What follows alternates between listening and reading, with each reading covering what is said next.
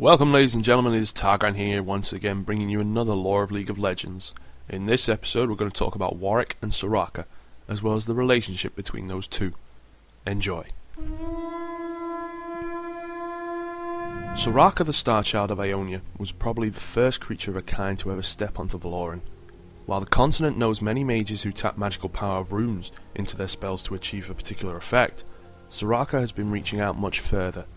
She was reaching out to the power of the cosmos and the stars themselves in order to gain her magical power. While power of the runes is limited and often corrupting, that couldn't be said about pure magic coming from the stars. The power that Soraka possessed was meant to be used for healing, and Soraka has used its potential as much as she could. Once upon a time she could used to be an immortal being, watching worlds from far beyond, but she sacrificed her immortality in order to help living beings. For centuries she has lived in an ancient grove where people could always come and beg for her help. More often than not, she would help them. When a man called Warwick entered her grove, she was willing to help him just like anyone else.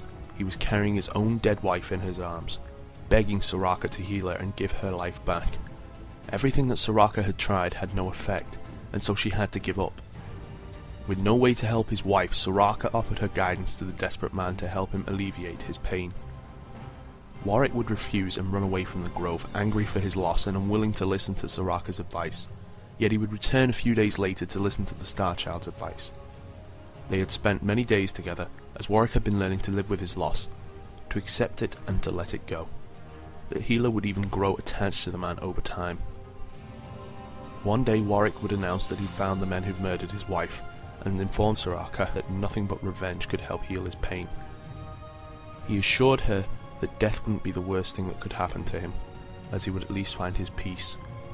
Ignoring her pleas, Warwick left the grove. At first Soraka wanted to let him go, as the stars had suggested, but she would decide that she had to intervene and protect the man. When Soraka stepped out into the outer world for the first time in her life, she soon found Warwick fighting off a group of men. The situation had been looking grim and her friend was desperately trying not to fall. Soraka ran in and began to heal his wounds, but for every wound she could heal, 2 more were inflicted. Feeling powerless, Soraka charged in and called the power of the stars. She was never supposed to use it that way, but at this point she was focused on saving her friend's life, no matter what the cost would be. Calling a brilliant light to strike 2 opponents of Warwick, she would scare them away, but at the same time her celestial form had slowly faded out, and the voices of the stars in her head were getting more and more silent. Their power was still within her, but she could no longer ask for their guidance. Slowly approaching Warwick, she could kneel down and heal his wounds, one by one, comforting the man and herself. Maybe she had broken the rules that were given to her, but at least she had saved her close friend. That was until she could feel the sharp pain below her ribs, as Warwick had pulled a knife from his sleeve and shoved it deep into Soraka's flesh. She realised that it had all been a ruse. Warwick tried to run away with the weapon, but once again Soraka called upon the power within her, and her power struck Warwick, searing his flesh and cursing him. He had no other choice but to run, leaving the knife covered in blood behind him. Soraka returned to ancient grove, but she was no more than human. There was no longer any point in her staying in the grove, and she clearly knew that.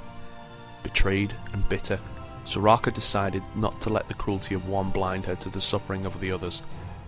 With the simple purpose of helping everyone on her way, she left her home to explore Valoran and seek out those in need. Who was Warwick, and why did he betray Soraka though? Warwick had always been a man revered for his abilities, controversial ones, but certainly needed in both Noxus and Zorn. He was able to track down most people and bring them into laboratories for any type of scientific research that had to be performed. He had always been famous for his creative methods and determination, but soon he wanted to grasp more than this human form could allow him to. That is where he would reach out to a close friend of his, Singed, who had been working on a formula that could transform anyone into the perfect killer.